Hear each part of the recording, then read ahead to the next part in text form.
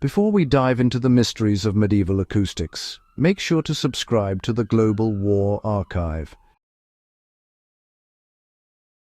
We're uncovering history in ways textbooks never will, and if you're serious about understanding the ingenuity of the past, you won't want to miss a single video. Today, we're tackling a question that has puzzled historians and architects alike.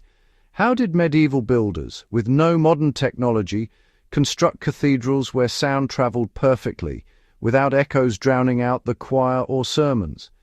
The answer lies in a sophisticated understanding of space, material, and geometry, knowledge that feels almost lost to time, yet can teach us practical lessons even today. Medieval architects understood that space could be a musical instrument. Cathedrals weren't just built for grandeur, they were engineered as acoustic spaces. Every pillar, vault, and arch was placed with sound in mind. Builders observed how sound waves behaved in smaller chapels and applied those lessons to massive stone structures. One technique was the deliberate staggering of columns. Instead of arranging them in perfect symmetry, architects would slightly offset their positions to break up sound reflections. This prevented the long, hollow echoes we often associate with large stone halls. You can, apply this principle today. If you're designing a modern hall, a recording studio, or even just a backyard performance area, try to consider the placement of objects not only for how they look, but also for how they scatter and diffuse sound.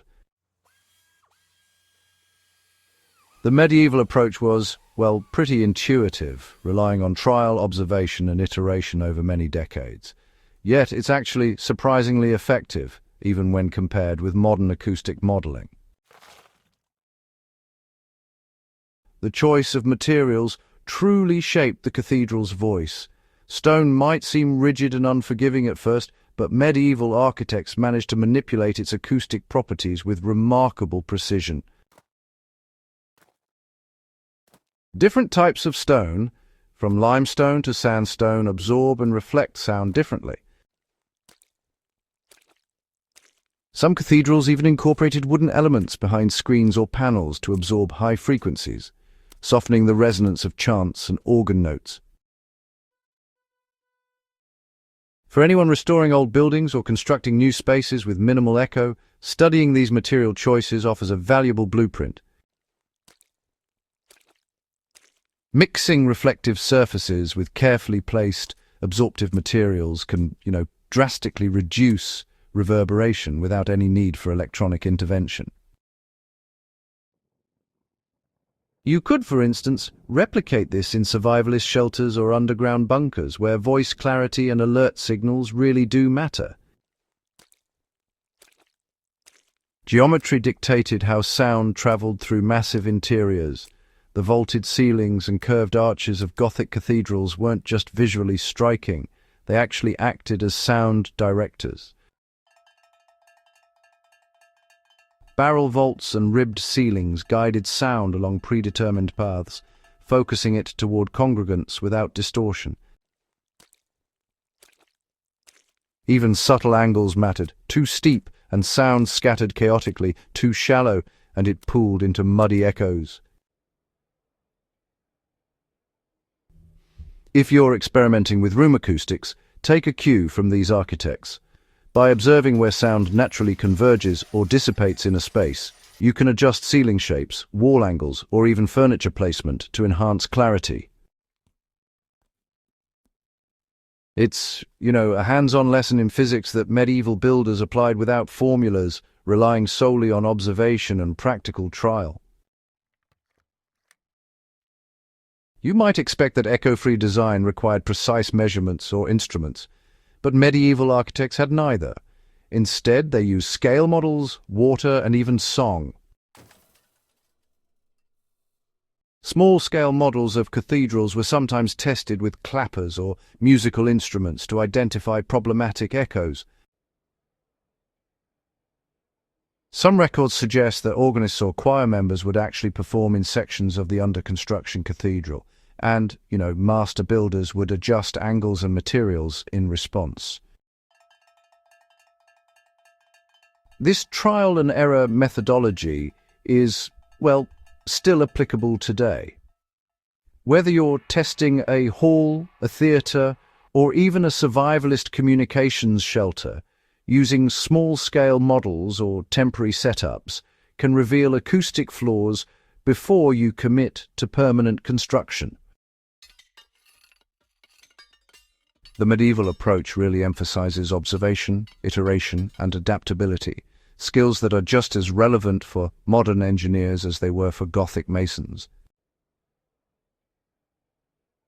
The principles behind echo-free cathedrals actually extend far beyond just sacred spaces. They can, guide the design of classrooms, lecture halls, underground bunkers, and performance venues too.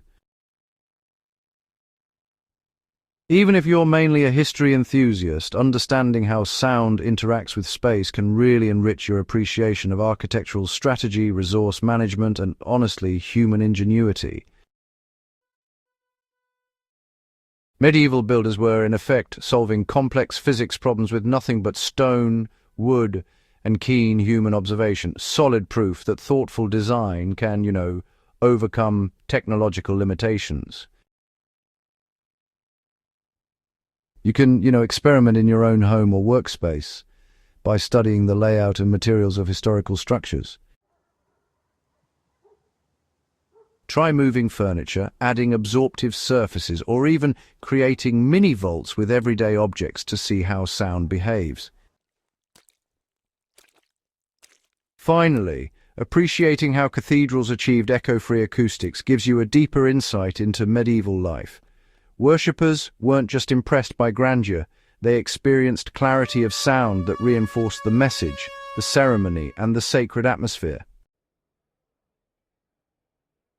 Architects were engineers, musicians, and psychologists rolled into one, crafting spaces that communicated both visually and orally. By studying their methods, we gain access to a lost form of knowledge, a tactile understanding of human ingenuity that no textbook alone can provide. If you want to keep uncovering these hidden layers of history, make sure to subscribe to the Global War Archive and share this video with fellow history enthusiasts.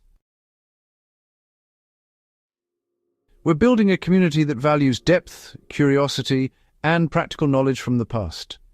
Understanding the genius of medieval acoustics is just the beginning. There's a whole world of overlooked engineering and survival strategies waiting to be explored, and I'll guide you there, one echo-free cathedral at a time.